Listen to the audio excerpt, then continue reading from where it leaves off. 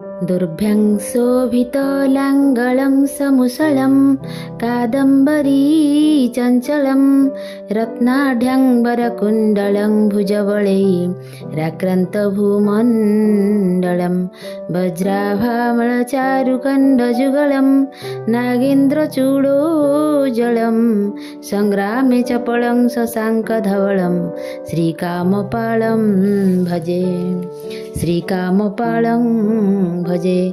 आज ହେଉଛି पवित्र गम्हा पूर्णिमा। यह राखी पूर्णिमा मध्य कहुए। श्री मंदिर रे श्री विग्रह मानकर गम्हा झुलण हुए। आज बड़ ठाकुर बलभद्रंकर जन्मदिवस।